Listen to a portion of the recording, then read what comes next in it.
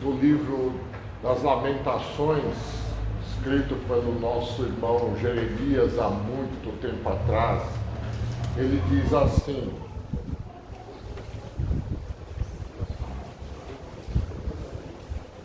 o Senhor não rejeitará para sempre, pois ainda que entristeça alguém, usará de compaixão segundo a grandeza das suas misericórdias.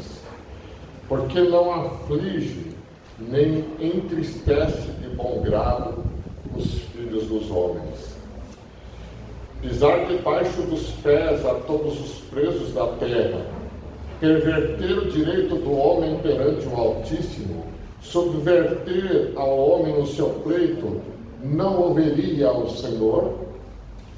Quem é aquele que diz, e assim acontece, quando o Senhor não o mande? Acaso não procede do Altíssimo tanto mal como bem? Por que, pois, se queixa o homem vivente? Queixe-se cada um dos seus próprios pecados. Esquadrinhemos os nossos caminhos, provemo-los e voltemos para o Senhor. No convite da palavra do Senhor para nos voltarmos a Ele, convido a todos os irmãos que nós curvemos a nossa fronte em oração, pedindo a Deus graça e misericórdia, rogando a Deus o perdão do Senhor. Eu peço ao nosso irmão Filemon para fazer esta oração de confissão e invocação. Oremos, irmãos. Louvado e glorificado seja para sempre teu nome, Senhor nosso Deus. Só tu és Deus. Só tu, Senhor, domina sobre todas as coisas, porque tu criaste todas as coisas. Pai querido, nesta hora, como igreja, estamos diante de ti para confessar a nossa completa incapacidade, Senhor, adorar-te como mereces, Senhor. A nossa completa incapacidade de fazer a tua vontade e de agradar-te, a não ser que o teu Espírito de misericórdia, teu Espírito Santo age em nós. Senhor nosso Deus, a nossa incapacidade de ouvir a tua voz e, Senhor, a nossa tendência de fazer aquilo que nos agrada, apenas aquilo que nos é conveniente, de fazer as coisas com nossos próprios pensamentos. Pai querido, nós te pedimos em nome do Senhor Jesus o perdão pelos nossos pecados e, Senhor, confessamos a nossa completa pequenez, a nossa profunda limitação. Te rogamos, no nome santo do Senhor Jesus, que nos capacites, ó Pai, que nos dês condições de adorar-te, que nos ensines, que nos repreendas com a tua palavra, Senhor, que nos corrijas, e que Deus maravilhoso, aqui neste lugar, onde estamos nesse santo ajuntamento em culto a ti, que teu Espírito, Senhor, nos preencha os nossos corações e nos ensine, Senhor, a amar-te, a adorar-te e nos aplique aos corações a tua palavra que ouviremos. Senhor nosso Deus, o teu Espírito que opera no meio dos louvores, que opere nos nossos corações nesta noite, e que cada um que está aqui, Senhor, receba a bênção nesta noite da tua palavra, seja lá como veio, seja lá com que propósitos, ó Pai, mas aqui receba a tua bênção, receba a tua graça, receba, Senhor, o teu poder da tua misericórdia. Em nome do Senhor Jesus, nós pedimos, nós agradecemos. Amém. Amados irmãos, convido então a todos agora a abrir a sua Bíblia no Salmo de número 100.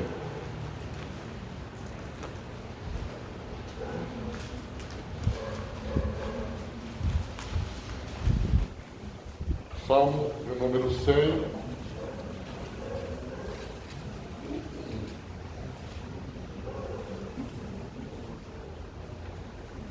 Convido para que todos nós, a uma voz, façamos a leitura deste salmo.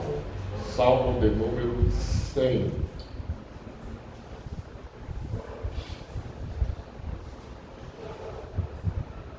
Salmo de ações de graças. Celebrai com júbilo ao Senhor todas as terras. Servi ao Senhor com alegria alegria. Apresentai-vos diante dele com cântico. Sabei que o Senhor é Deus. Foi ele quem nos fez e dele somos. Somos o seu povo e o rebanho do seu pastoreio. Entrai por suas portas com ações de graças e nos seus átrios com hinos de louvor.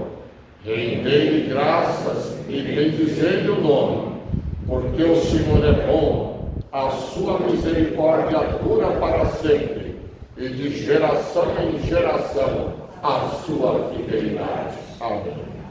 Vamos cantar então, louvando a Deus, agradecendo, com nossas vozes de louvores, cantando o hino de número 28.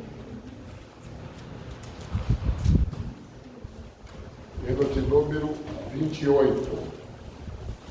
Celebração ao nosso Rei e Sustentador.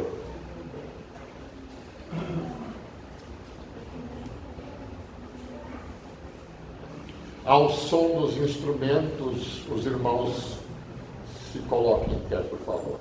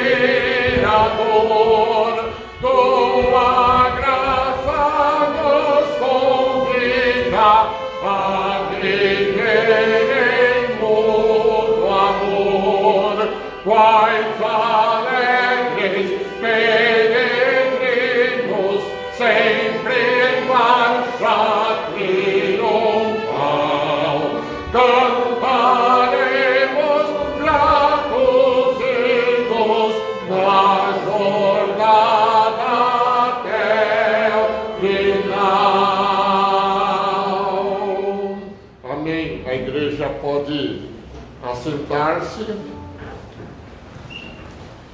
Convido o nosso irmão presbítero Rodney para nos elevar a Deus em uma oração de adoração e louvor ao Senhor. Oremos com o nosso irmão Rodney. Amado Pai Celestial, nós te louvamos e te agradecemos, Senhor, por mais essa oportunidade que o Senhor tem nos concedido, Pai, estar na tua casa. Toda a honra, glória, seja dada a teu santo nome, Senhor. Nós te louvamos e te agradecemos pela salvação que temos em Cristo Jesus, por tuas misericórdias, Pai, que se renovam cada manhã. Pai Santo, receba esse culto diante da sua presença, Pai, e tudo que for feito aqui seja para a tua honra e glória, Pai. Perdoa assim nossos pecados, te pedimos em nome de Cristo Jesus. Amém. Amém. Convido Convido novamente os irmãos agora a ver no Evangelho segundo escreveu o nosso irmão Mateus, capítulo 11, os versículos 28 a 30.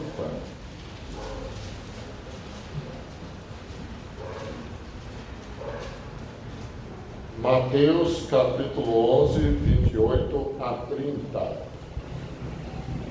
Passamos novamente a leitura todos juntos, em uníssono.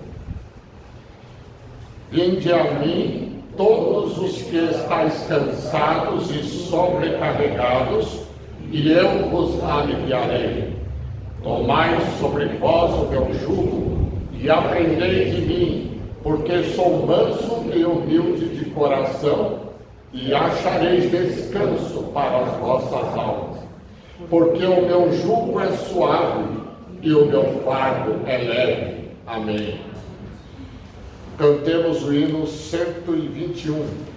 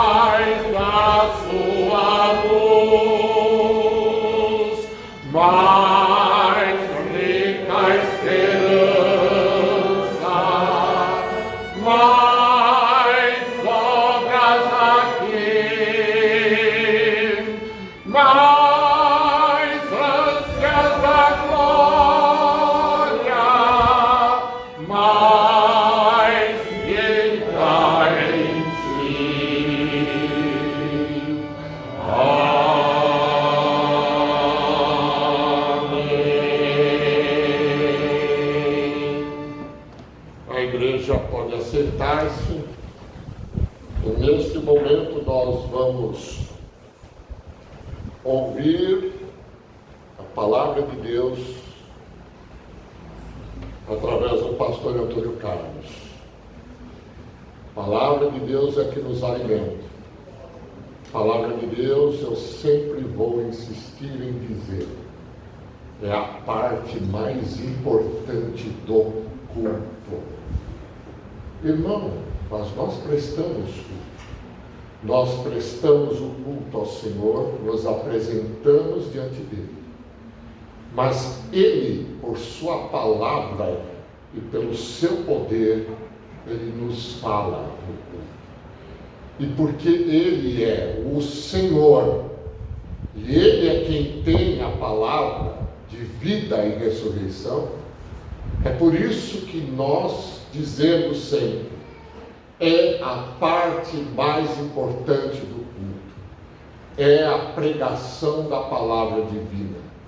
Eu não mudo o termo, um termo em mim eu tenho insistido e vou continuar sempre insistindo, que o pastor ele prega o evangelho, ele prega a palavra, porque a intenção de pregar é justamente a intenção de aguilhoar, a intenção de bater, a intenção de furar, a intenção de transpassar aquilo que está duro, que está sólido, que é o coração do homem.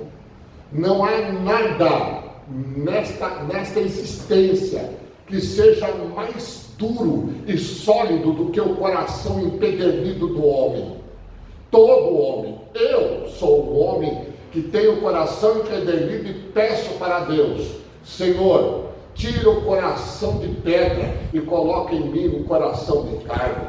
E Paulo ele diz que Deus ele escreve o evangelho nas tábuas de carne do nosso coração. Ou seja, nosso Deus no passado, quando deu a lei no Monte Horebe, o seu dedo, porque ali não foi Moisés, está escrito na Bíblia que foi o dedo de Deus que escreveu nas pedras. Moisés lavrou as pedras e o dedo de Deus escreveu em pedra a lei. Mas hoje, porque é Jesus que fala hoje, segundo Hebreus capítulo 1, versículo 1, que no passado Deus falou aos pais pelos profetas de muitas e diversas maneiras, mas hoje nos fala pelo seu Filho. E o Filho hoje fala e escreve suas palavras nos nossos corações. Ele não escreve mais em tábua de pedra, mas ele crava a lei divina, ele crava a sua palavra eterna nos nossos corações. Por isso estamos aqui para ouvir a pregação do Evangelho divino. Que Deus nos abençoe a todos nós. 23, dando sequência à nossa exposição, Mateus 23.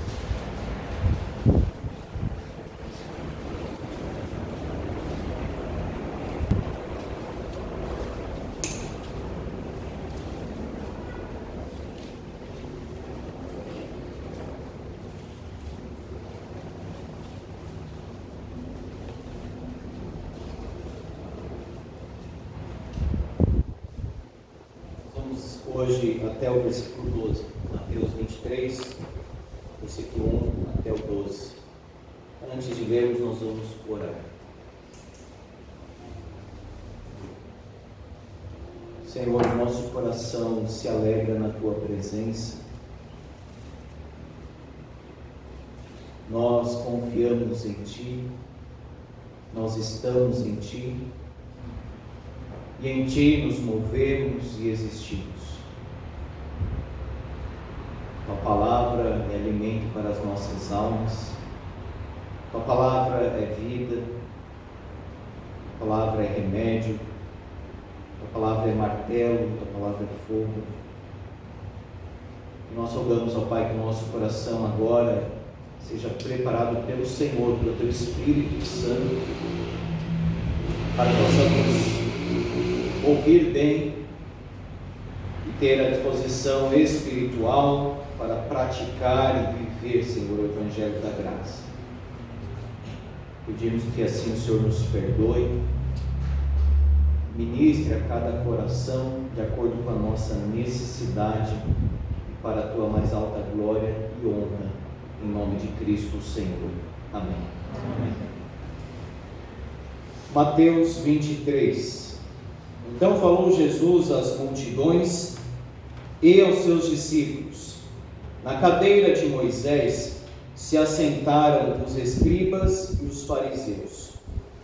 Fazei e guardai, pois, tudo quanto eles vos disserem. Porém não os imiteis nas suas obras, porque dizem e não fazem. Atam fardos pesados, difíceis de carregar, e os põem sobre os ombros dos homens. Entretanto, eles mesmos nem com o dedo querem movê-los. Praticam, porém, todas as suas obras, com o fim de serem vistos dos homens, pois alargam os seus filactérios e alongam as suas franjas. Amam o primeiro lugar nos banquetes e as primeiras cadeiras nas sinagogas, as saudações nas praças e os serem chamados mestres pelos homens. Vós, porém, não sereis chamados mestres, porque um só é vosso mestre, e vós todos sois irmãos. A ninguém sobre a terra chameis vosso Pai, porque só um é vosso Pai, aquele que está nos céus. Nem sereis chamados guias, porque um só é vosso guia, o Cristo. Mas o maior dentre vós será vosso servo. Quem a si mesmo se exaltar, será humilhado, e quem a si mesmo se humilhar, será exaltado. Meus irmãos, nós temos muitas vozes nos nossos dias. Muitas pessoas falando, muitas pessoas escrevendo, muitas pessoas querendo ensinar. E às vezes a pessoa fica até um pouco perdida, nesse sentido, a quem ouvirei? Onde está a verdade? Onde estarei seguro? O que é a verdade? Qual ensino é centrado em Deus? E onde eu poderei de fato encontrar o amor de Deus e ter o amor de Deus gerado e alimentado em mim? Essas perguntas são importantes. E só há um caminho, que é Cristo. Ele mesmo disse: eu sou o caminho, a verdade e a vida. E a própria Bíblia testifica ou testemunha de quem? De Cristo. Ele mesmo disse que as Escrituras de mim testificam.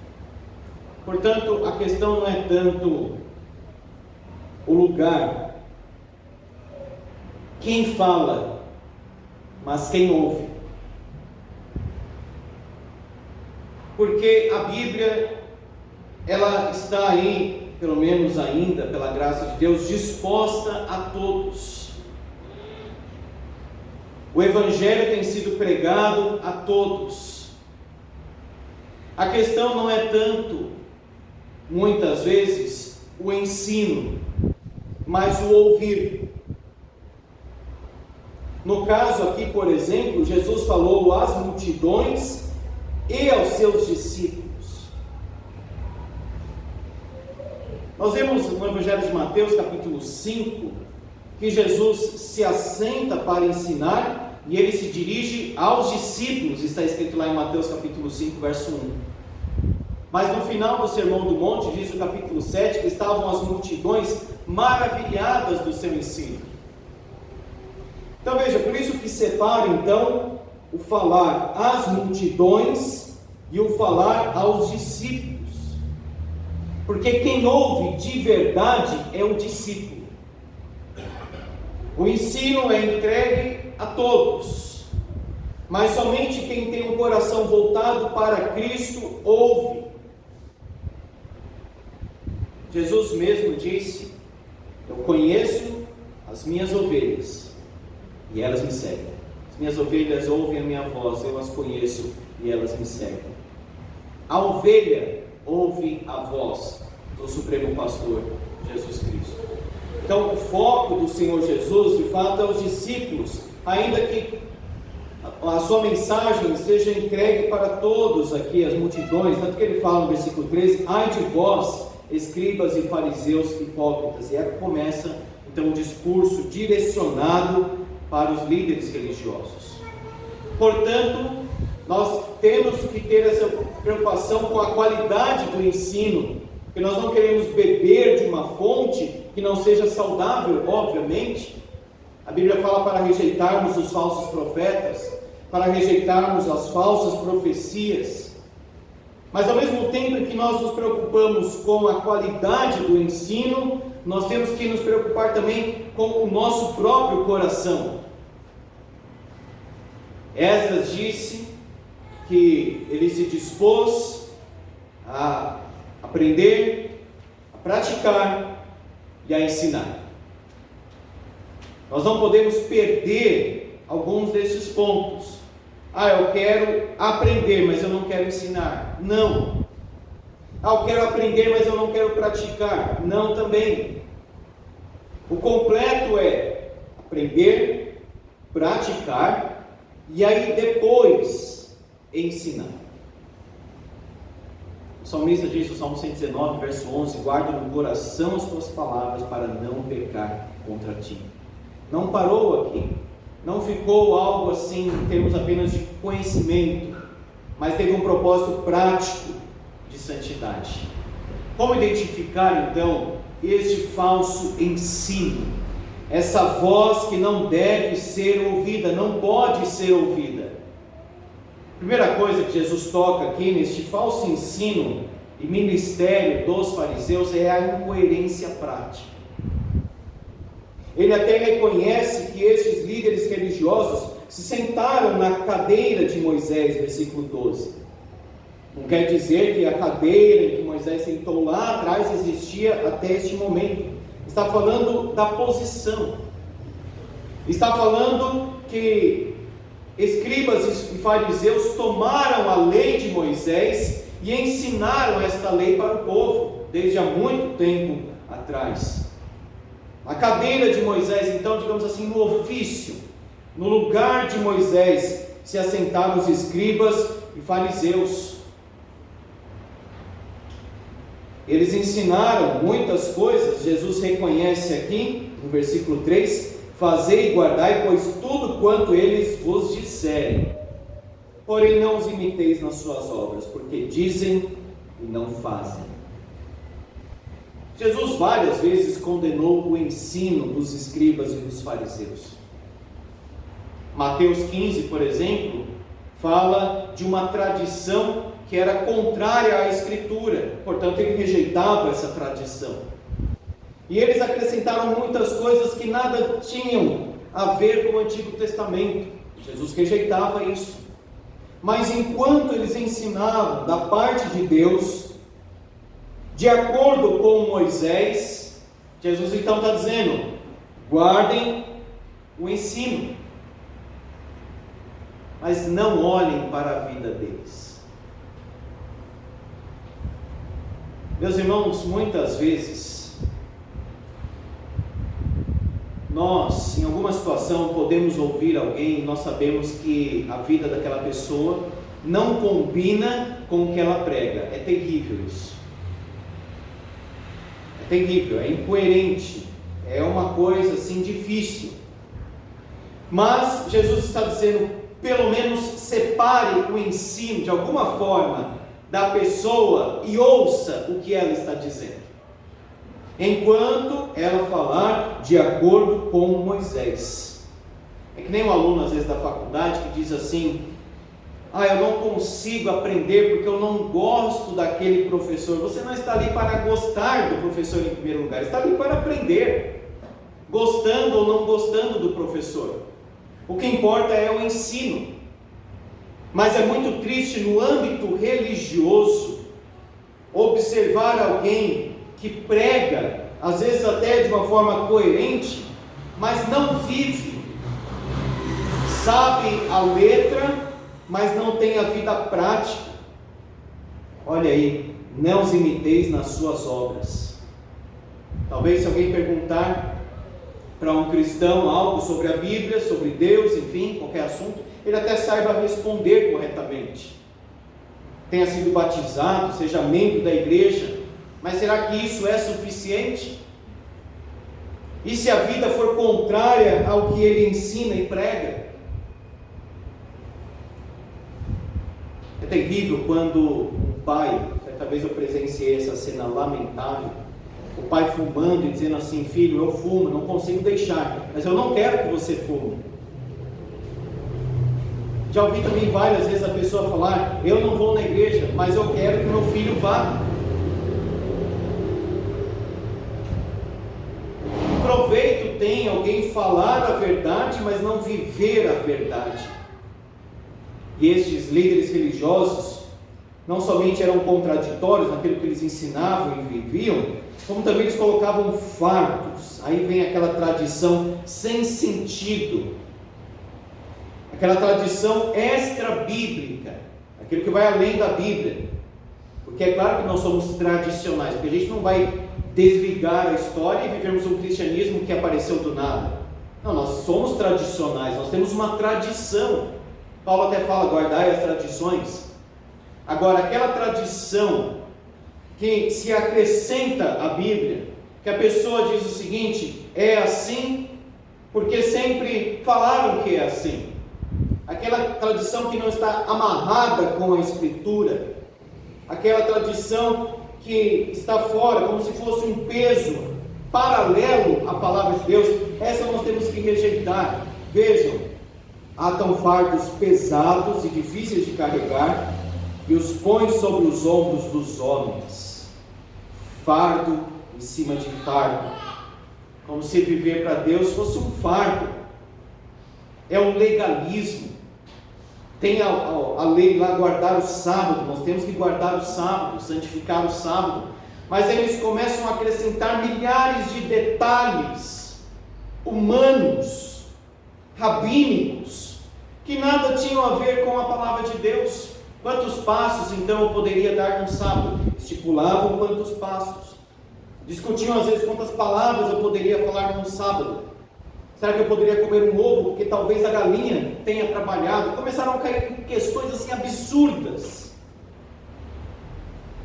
E colocaram então peso em cima de peso sobre os homens. Eles não aguentavam viver aquilo. Mas na verdade nem eles cumpriam. Eles mesmos nem com o dedo querem movê-los. Por isso que Tiago diz sobre a prática da palavra: não ser somente ouvinte, mas praticante. Ezequiel fala de um grupo que gostava de ouvir a pregação de Ezequiel, achava até bonito, achava até interessante, mas não colocavam em prática. Deus diz para Ezequiel: eles não põem por obra, por prática. Não podemos ser ouvintes então negligentes, mas praticantes. Jesus então diz, Tiago diz no capítulo 3 da sua epístola: não vos torneis muitos de vós mestres, sabendo que haveis de receber maior juízo. Aí ele começa a entrar nos pecados da língua. Pessoa que ensina, especialmente o pecado da língua ali se refere ao ensino. Claro que se refere a qualquer pecado da língua, mas o escopo ali principal é o ensino. Eles se sentavam na cadeira de Moisés. Eles queriam interpretar a lei de Moisés para o povo, mas eles não tinham a vida de Moisés. Cadeira de Moisés. Sem a vida de Moisés, para Deus não tem valor algum. Ou dizer que é presbiteriano, dizer que é calvinista, pouco importa se a pessoa não vive o evangelho da graça, não vive na prática aquilo que acredita. Se eu falar para o meu filho: eu amo você, mas nunca demonstro nenhum amor por ele, nem quero estar com ele, na vida conjugal a mesma coisa. O amor então é algo prático, é algo que se faz. Deus amou o mundo, então entregou o seu Filho. Esse é o amor bíblico, é um compromisso prático. Eles eram contraditórios no coração. Jesus disse: esse povo honra-me com os lábios, mas o coração está longe de mim. Em vão me adoram, ensinando preceitos que são doutrinas de homens. Eles tinham uma prática que não combinava com o ensino da palavra de Deus. Como é bom olhar para um crente e aprender, não somente pelo que ele fala, mas também pelo que ele vive. E se alguém passasse uma semana conosco? Eu tinha um professor Mibel, que veio de Salvador, eu tinha umas aplicações muito interessantes, práticas, que ele dizia o seguinte: vamos supor que alguém hoje entregou o coração para Cristo, ele quer saber o que é ser um cristão. Poderia passar uma semana com você para aprender?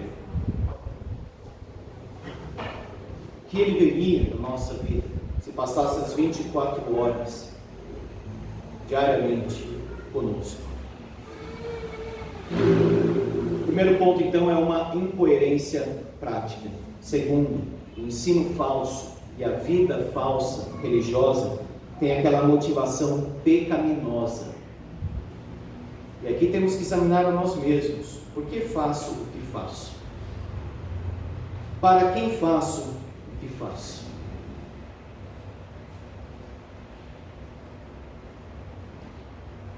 Os reformadores definiram bem quando falavam assim: glória somente a Deus é uma das colunas da igreja.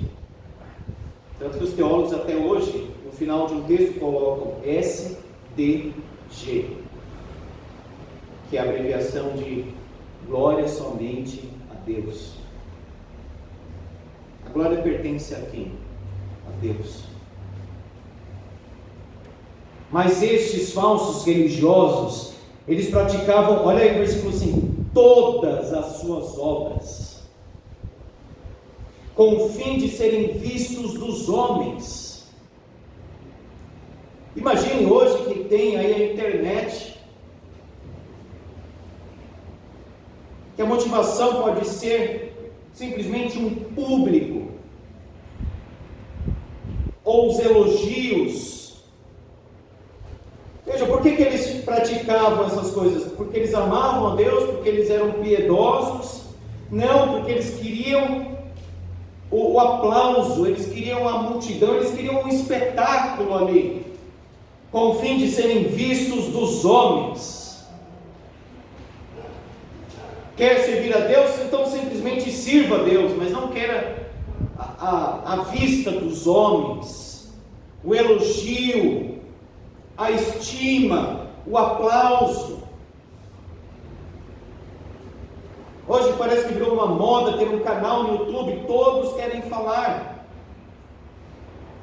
Existem coisas que cooperam, existem coisas que são boas, existem coisas que são saudáveis, mas eu tenho que examinar as motivações do meu coração. Por que eu venho aqui entregar o dízimo? Por que eu estou aqui? Por que eu ajudei aquela pessoa? Por exemplo, às vezes ajuda alguém e depois diz assim, a pessoa nem voltou para agradecer, eu não quero mais falar com aquela pessoa, então fez, não para a glória de Deus, mas como se fosse uma auto-recompensa, eu faço para receber em troca. E como que eles faziam isso? Vejam, alargam seus filactérios. Tinham vários filactérios, até hoje eles usam lá em Jerusalém, em algumas regiões mais ortodoxas, versos bíblicos em caixinhas, pedaços de pergaminhos, na testa ou na mão esquerda, especialmente no braço aqui, num cumprimento literal de uma ordem do Antigo Testamento. Então eles tinham isso. O versículo em si, que mal tem, pelo contrário, é ótimo. Você ter um versículo no bolso durante o dia, você abre assim e tenta memorizar. Seria, digamos assim, um filactério. Qual é o problema, então? Eles alargam. Eles querem mostrar os filactérios. Eles querem mostrar que eles são doutores. Eles querem mostrar que tem um autoconhecimento, uma alta dedicação. Eles têm prazer nisso. Eles não têm prazer na lei. Eles têm prazer em mostrar que conhecem a lei. Alongam as suas franjas. A franja aqui não se refere ao cabelo, mas às vestes. De uma ordem números 15, que as bordas, Os cantos das vestes deveriam ter um corte específico, uma cor específica, para demonstrar uma dedicação especial a Deus. Isso era bom, Deus havia ordenado, obviamente, mas o que eles faziam também? Alongavam. Olha aqui, como eu sou dedicado a Deus. Olha aqui como eu sou santo. Olha como eu sou melhor do que você. Às vezes até a oração era atingida por isso. Graças te dou porque não sou como aquele homem. Faço isso e faço aquilo. Como que alguém ora diante de Deus se comparando com outro homem? Nós temos que ter cuidado, meus irmãos, com a motivação que nós temos na vida. Nós temos que ter muito cuidado, não somente com o que nós fazemos, mas com a motivação. Paulo, falando das ofertas, ele diz o seguinte: Deus ama a quem dá com alegria. Não, quem entrega ali como se fosse um sufoco, um sacrifício, uma dificuldade extrema. Não, Deus ama quem dá com alegria. Jesus abre o Sermão do Monte dizendo: bem-aventurados os humildes de espírito. E ele fala para nós fazermos boas obras, sim, a questão não é essa. O ponto é, não temos o interesse de sermos vistos pelos homens. Ele diz lá no Sermão do Monte, capítulo 5, brilha a vossa luz diante dos homens, para que vejam as vossas boas obras, e glorifiquem a vosso Pai que está nos céus. Há uma direção para o testemunho, é Deus. Não para no homem. Há uma glória a Deus, se atribui a Deus. Então nós devemos ter muito cuidado com este mundo de mídia, de câmeras, de foto, de autoproclamação da bondade que realizou. Jesus disse: ignore a tua mão esquerda e faz a direita. Os fariseus, eles gostavam de orar em público, mas num sentido assim de mostrar para os outros como eles oravam bem, como eles eram teólogos de destaque. Eles davam esmolas e Jesus cria até uma cena um tanto humorística, um tanto sarcástica, dizendo assim: só falta tocar trombeta diante deles, por causa da encenação que eles criam, para depois entregarem uma esmola. Eu quero ver quem entrega esmola e não fala nada para ninguém, quem ajuda e não fica publicando. Ajudou alguém, quer motivar com isso? Mas toma cuidado com a motivação. Deus não vê somente a nossa obra. Nós somos homens, vemos o exterior.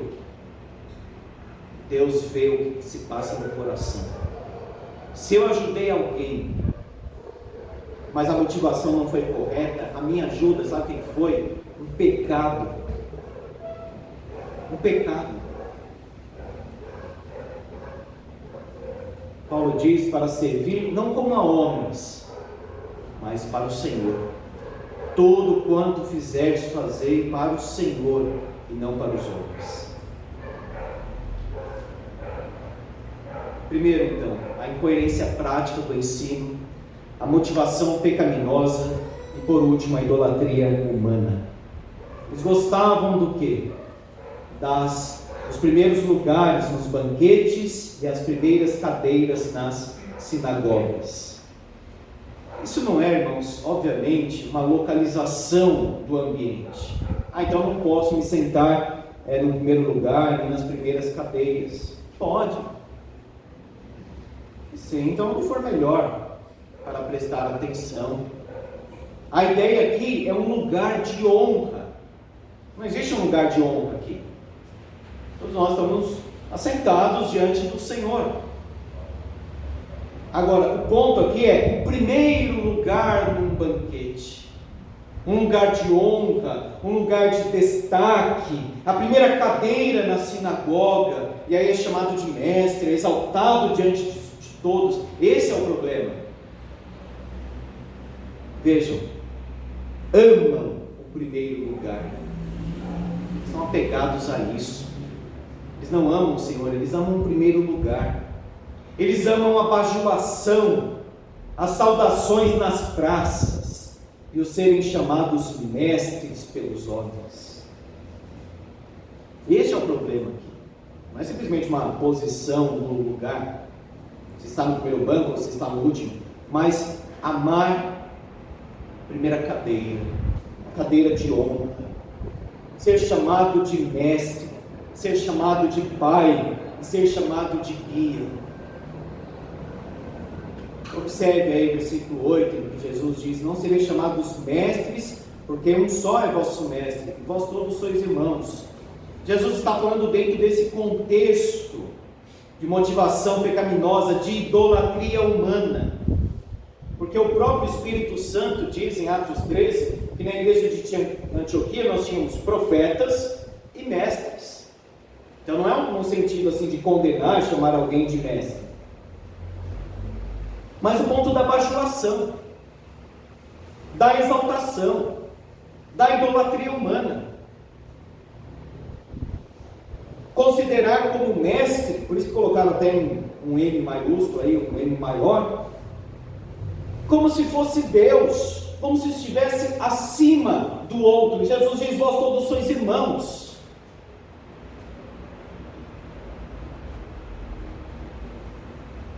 Ninguém chameis pai, porque só um é vosso pai. Por favor, não saia daqui pensando que você não pode chamar de pai aquele que te gerou, porque a própria Bíblia diz: honra teu pai e tua mãe.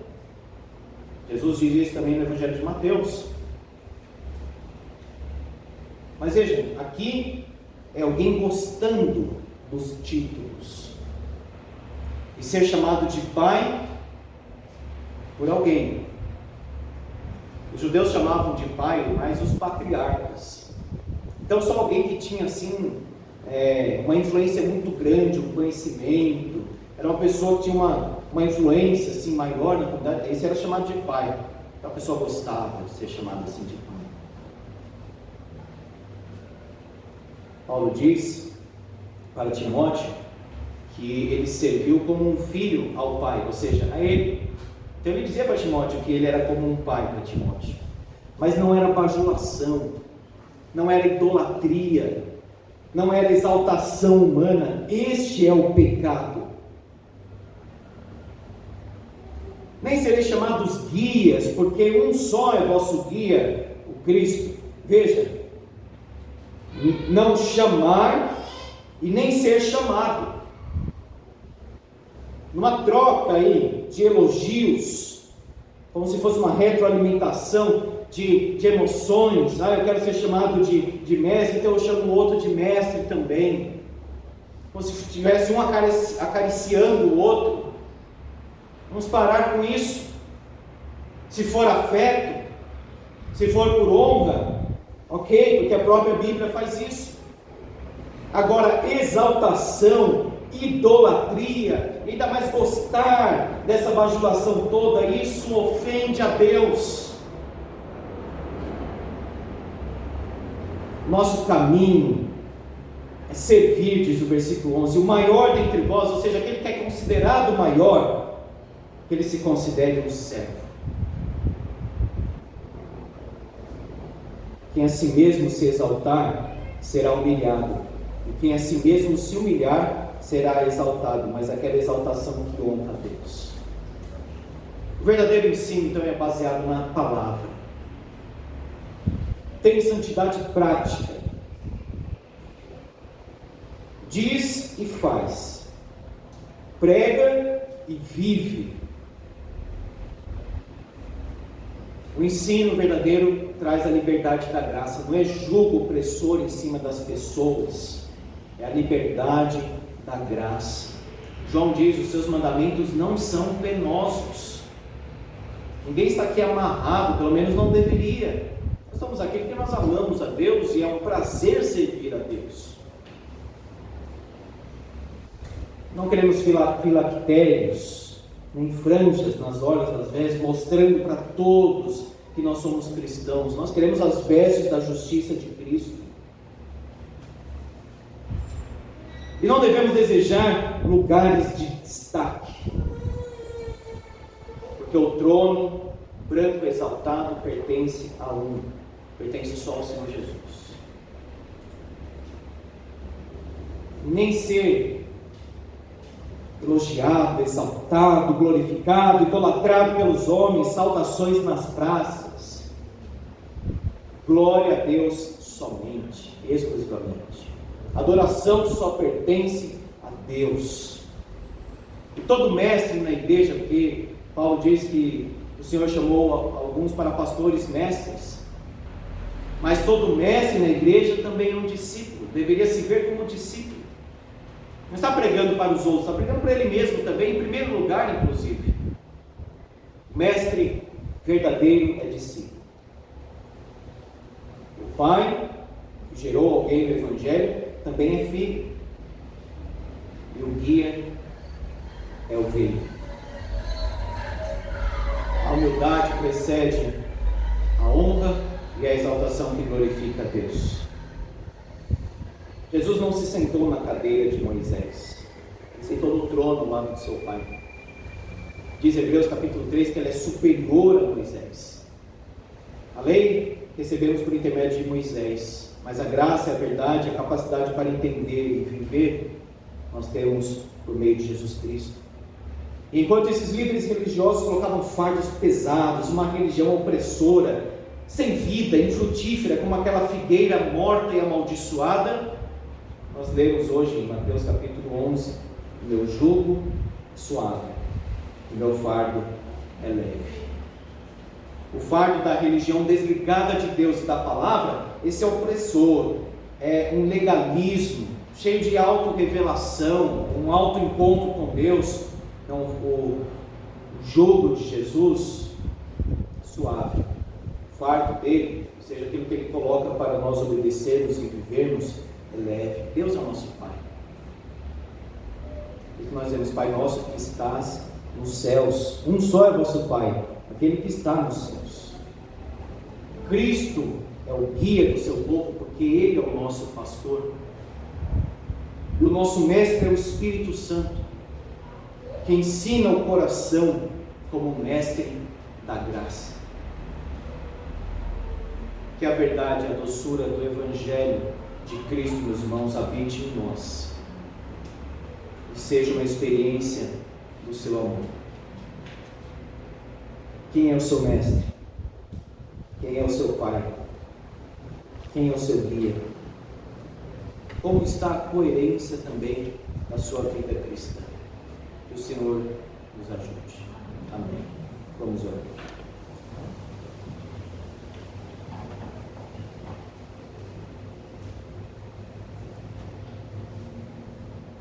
Senhor, nosso propósito, nosso desejo é viver a palavra e não somente ouvir.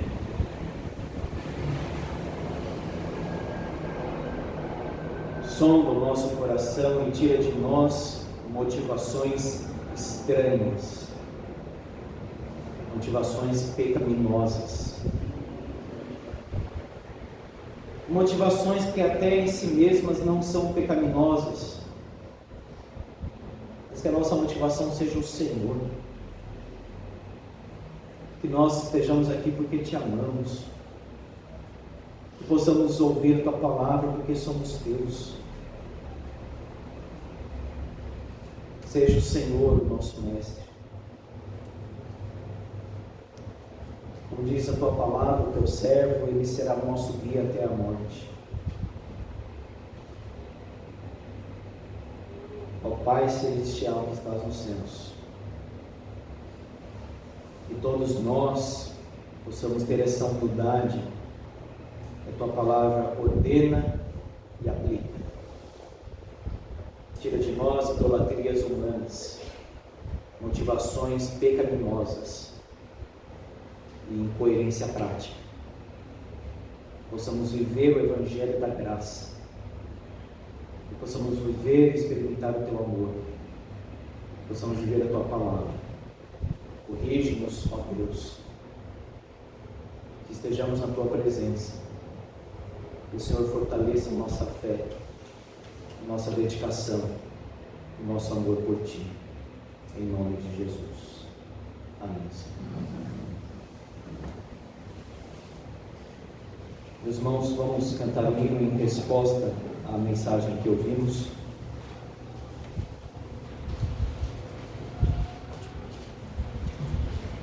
115, unido com Cristo.